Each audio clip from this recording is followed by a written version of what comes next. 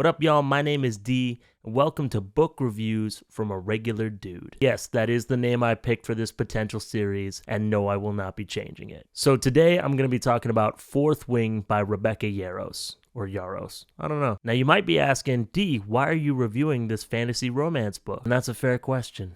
A little over a week ago, I was watching one of my favorite booktubers / book talkers, Reads with Rachel, do a deep dive on this book, or like the first third of it. And I commented, not gonna lie, I kind of want to listen to the audio version now. And Rachel responded, do it, I want to see your thoughts. And so my people-pleasing ass went and downloaded it, and here we are. The Fourth Wing is super popular right now. It came out in like April, and it's already got 250,000 ratings and 45,000 reviews on Goodreads. And I don't know too much about Goodreads, but I'm pretty sure that's a lot. It seems like a lot in a short amount. And if you've never heard of this book, you don't know anything about it, don't fret. I'm going to read the premise for you. 20-year-old Violet Sorengale was supposed to enter the scribe quadrant, living a quiet life among books and history.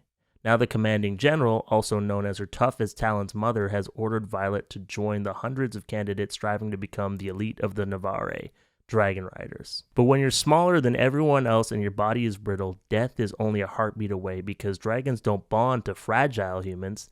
They incinerate them. With fewer dragons willing to bond with cadets, most would kill Violet to better their own chances of success. The rest would kill her just for being her mother's daughter, like Xaden Royerson, the most powerful and ruthless wing leader of the Riders Quadrant. She'll need every edge her wits can give her to see the next sunrise. And I'm going to stop it right there. This book has really high ratings on Goodreads and Storygraph, and it's been trending on Book Talk for a minute. In fact, at Indigo, which is like the Canadian version of Barnes & Noble, it's on sale right now because it's trending on Book Talk, I think. I was going to buy a copy and highlight it, but it was actually back ordered and I wouldn't be able to get it for a couple of weeks. And I was like, I don't really want to wait that long. Two of my mutuals, My Name is Marinez and Reads with Rachel, have both done like really in-depth reviews of this book. Marinez has done like an 1.5 hour long video, and Rachel's doing like a whole series, which I think equals up to like 6 hours when it's done, I think. And their reviews were not positive. I think My Name is Marinez gave it 1 star, and Rachel also gave it 1 star. And I trust and respect these reviewers, and I value their opinions. But I also don't always agree with them. Like Marinez hates one of my favorite authors. So it was like, on the one hand, it's really popular and people rate it pretty highly. And on the other hand, these two people who I like know, trust, and respect didn't like it at all. So I was kind of curious. So I read it, jotted some notes down, and after having reflected on that for a little bit, I can honestly say that I think that Reads with Rachel and My Name is Marinez were being a little harsh. I think this book deserves at least 1.75 stars. I'm kidding. Every time I kind of think back on this book, I kind of fluctuate between 1.75 to 2.25 stars. Now, before I dive deep into my review, I just want to say that if you absolutely love this book, it's a 5 out of 5 for you.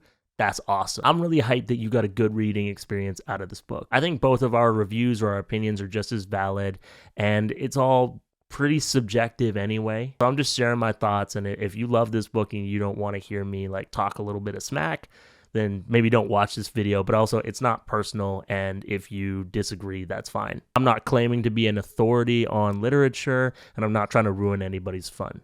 Okay, now I'm going to dive into the review. Spoiler alert, there's going to be spoilers. I'm going to start with the stuff that I liked. Like I said before, I think that the premise is interesting. Training your whole life to become a scribe only to end up being conscripted into, I guess, this world's version of the Marines. I didn't think it made a ton of sense as to why her mother was ordering her to join the Riders Quadrant. And her mother's reasoning was never like adequately explained, and it just kind of came across as, because I said so. Moms, am I right? Always making you join squadrons or quadrants or whatever of elite warriors, even though you don't have any aptitude or taste for violence or fighting or whatever. The main character has a physical disability, and like the mom knows that, obviously, but she just kind of tells her to tough it out, which isn't good parenting. Like, this is not a good mom. It's giving ableism, and it didn't make a ton of sense, but the whole like fish out of water, in over your head, what am I doing here kind of stuff is interesting, and I think there's a lot of opportunity for comedy here, and I think that that creates a more like relatable protagonist for people to kind of experience this fantasy world in. through. I like when the dragons form a bond with a rider, they like form a psychic link and then you get dialogue from the dragons. And Violet's dragon is like old and cranky. It's like a buddy cop dynamic with a young, naive rookie and a worn out veteran who's just done with it all. But the veteran is a dragon. I think that's a fun idea. I also thought it was a cool touch that humans can't like directly connect to the source of magic and they need the dragons, or like another nation uses griffins as an intermediary for their magic. And then that power system kind of gets like twisted a little bit later in the book. And yeah, I just thought that was cool. I think that Rebecca Yarros has some really good ideas, but I don't think they were executed well. Let's get into some of the problems I had with this book. Something that kind of stuck out to me is that the author's voice was pretty inconsistent. And it wasn't because she was changing like different points of view. It went from like kind of flowery and poetic to more colloquial and modern. It was like two different vibes were battling it out. One of the best pieces of advice I got before I started writing fantasy was establish the rules of the world before you write your story. Set up a boundary around the characters and then let the story play out within those boundaries. This helps create like stakes and tension.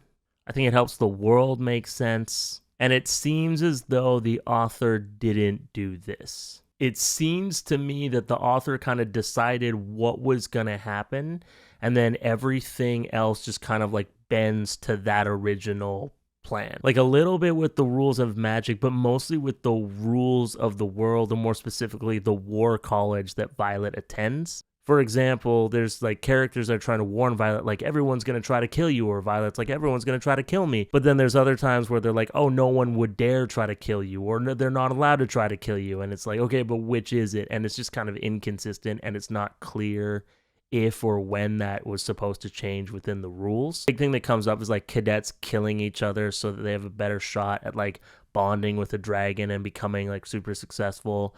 And you can kill cadets that you perceive to be like a liability, a detriment to the squad. So it's like for the good of the wing or whatever. And there's this one character that just keeps killing people left, right, and center. I'm like, how is he not a liability?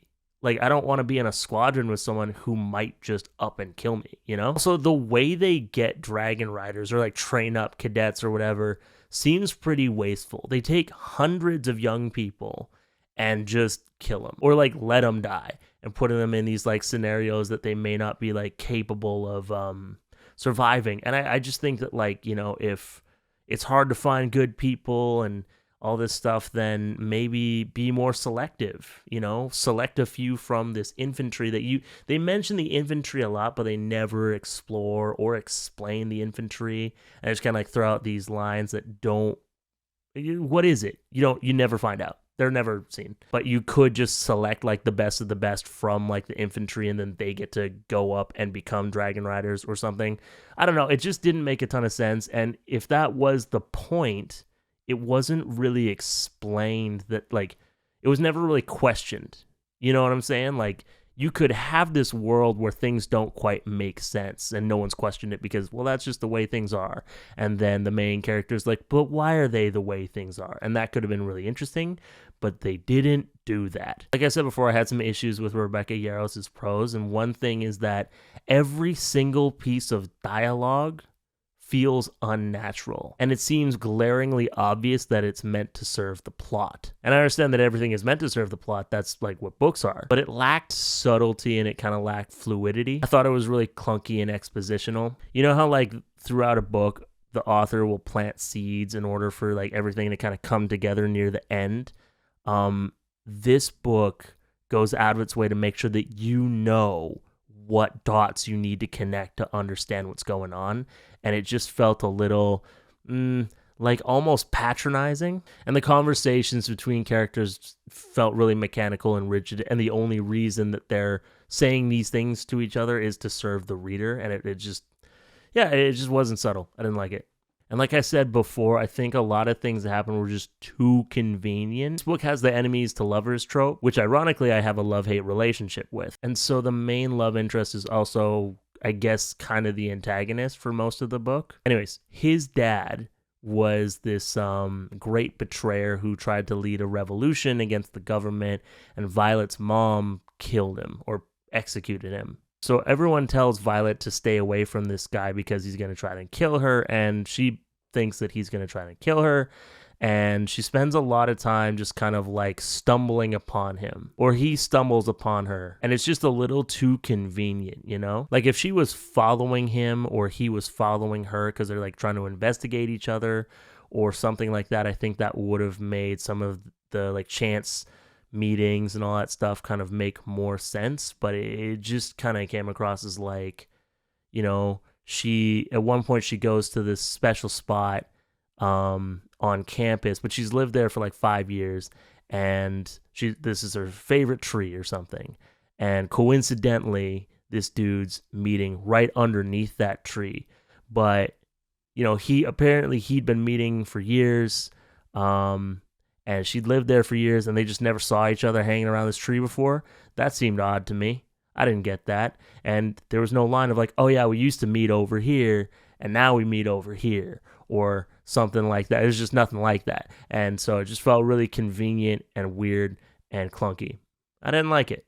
I said that already, but I didn't. Also, like I said before, Violet's been living in this campus or at this war college for like 5 years, and she's kind of always lost or doesn't know her way around that well. And I would be fine with that if it were explained that like she wasn't given a lot of liberties or freedoms. Like I know that she spent a lot of her time with her late father, but and he stuck mostly to the scribe quadrant. But it didn't make a ton of sense to me that she seems so lost and confused and unfamiliar with this environment. If it had just been written that like, yeah, her mom runs this joint, but she didn't live there, like she lived off campus, I guess that would have made sense as to why she may not know her way around. But if you lived there for 5 years, you should at least know where certain things are, and it just didn't seem like she did. Like I said before, this book has the enemies to lovers trope, and I don't think it was executed particularly well.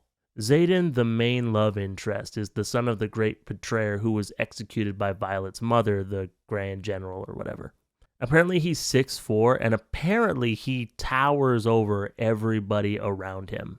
Sounds as though this fantasy world is populated with short kings and queens, but that's never really addressed. Like if this world has a lower average height than our world, I feel like that should be stated. Like, whoa, this dude's 6'4", most people are only 5'8".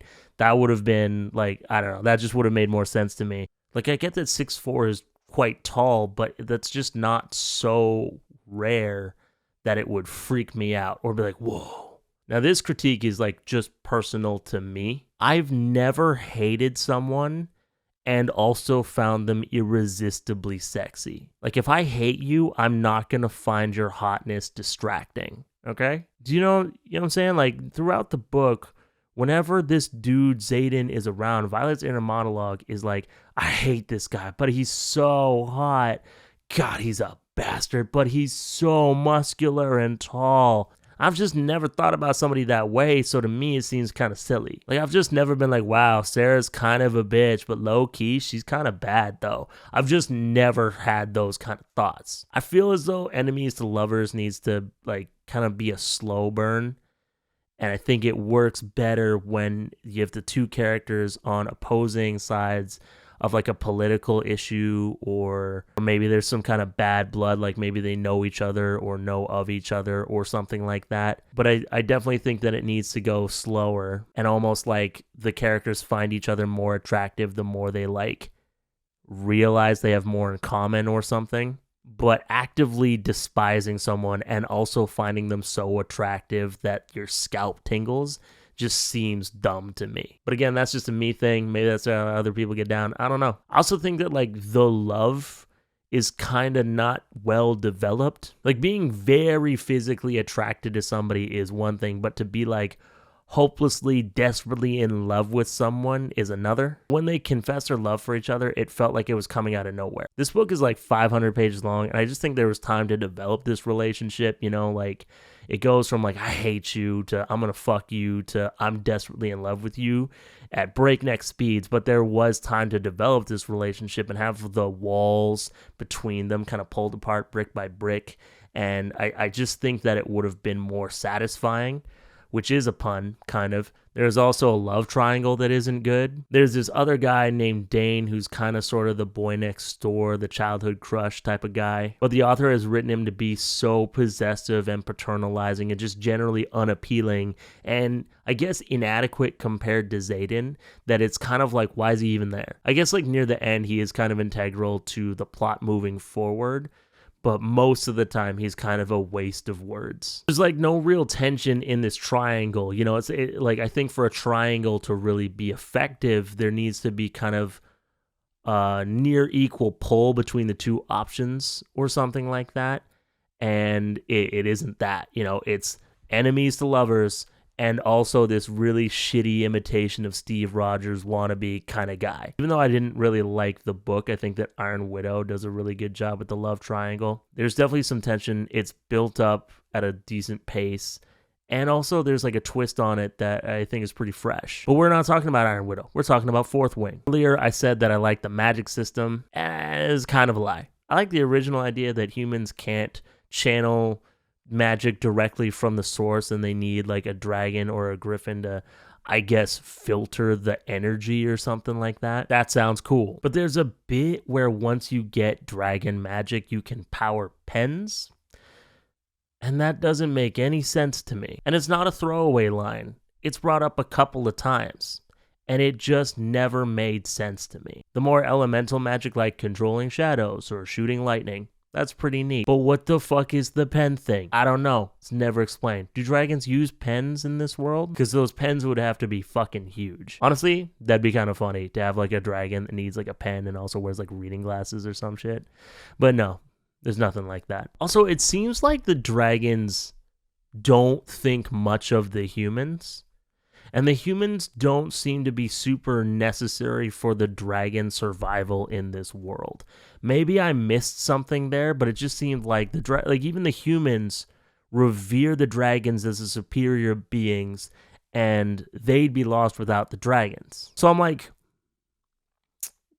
what are the dragons putting up with y'all for? Like, why are they cooperating with you? What do you bring into the table? In other, like, Dragon Rider media, like books, TV shows, anime, that kind of a thing, there seems to be more of a balanced, symbiotic relationship between the rider and the dragon. Like, they are better together. But it doesn't seem that way in this world, and I don't know, that just seemed kind of weird to me. Also, there's a bunch of, like, different breeds of dragons in this world. And the names are bad. Again, I guess a line about how the dragons speak their own language and refer to themselves as different things, but the humans couldn't pronounce or speak the language because they have different vocal cords would have been kind of cool. But they didn't do that, so it just sounds silly. I will say that in the last, 15 to 20%, there are a couple of twists that I wasn't surprised by, but still thought that they were, good twists, you know what I'm saying? And there's this, don't trust the government moment that I was like, yeah, for sure. Now, take this next critique with a grain of salt. I am an able-bodied cisgendered man, and so my opinion here shouldn't carry a ton of weight. To me, it felt like this book had a lot of ableism, some biphobia, and a lot of internalized misogyny. Throughout the book, there's the toxic positivity or the toxic perseverance trope. Violet, the main character, has a physical disability, and I think her bones break more easily than other people's. And they call her frail and delicate and all this other stuff. And, it sounds like she's also more susceptible to pain or something. I don't remember what the disability is called. I should have looked that up. I'm sorry, I didn't do that. But anyways, Violet just keeps kind of pushing through the pain. And somehow her disability is never an obstacle. It's just a stumbling block. And in fact, she ends up excelling at fighting and stuff like that. And to me, it just seemed like it was sending this message, if you just work harder, you can overcome a physical disability and surpass people. And I don't know if that's a healthy message to send. I have friends that I love dearly who have physical disabilities. And if someone were to tell them, if you just push past the pain, you could excel, I would slap you for them. But again, I'm an able-bodied man, so my words shouldn't carry a ton of weight here. Yeah, there's a character who's just kind of like the horny bisexual stereotype, and I didn't care for that at all. And yeah, I don't know, there was just something about the way like Violet views Xaden and how sex is talked about that just felt kind of patriarchal. Like, to the point where if someone told me that this book was written by a man, I would believe you. When I finished the book, I kind of like almost instinctively asked myself 3 questions. Was this good? Did I enjoy it? Would I recommend it? The first 2 you might think are the same questions, but they are not. I've read a lot of books that I think are written well from a craft perspective, but I did not enjoy them at all, and vice versa. So do I think this book was good? No, I don't. Did I enjoy reading it? Also, no. Would I recommend it?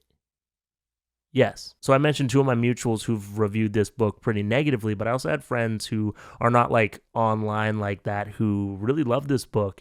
And they would say things like, it's a lot of fun and you just like turn your brain off and enjoy, which feels like a backhanded compliment. But also I kind of get it, because if you read this with any scrutiny, you're going to be like, but this doesn't make sense. But I think if you like Sarah J. Maas, or if you like Harry Potter or something like that, you'd probably enjoy this. If you like dragons, you like action, you like magic, you like enemies to lovers, you like tall, dark, handsome men, there's enough in here for you to enjoy. And I think it's worth a read. Just because I didn't like it doesn't mean I don't think you would, and it doesn't mean that I don't think it's worth reading. Some of my favorite books, TV shows, movies aren't good, or at least they have like bad reviews, but I love them. I think a lot of people look at books like it's gotta be gourmet food, but it could just be like a cheese pizza from Little Caesars.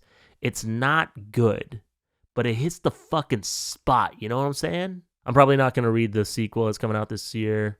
Not for free anyway. I'm actually kind of bummed because I feel like this book has some like interesting ideas and it could have been a lot smoother and made more sense, but I don't think that the author really took the time to be like critical and self-reflective and ask like, does this all make sense? Does this all work?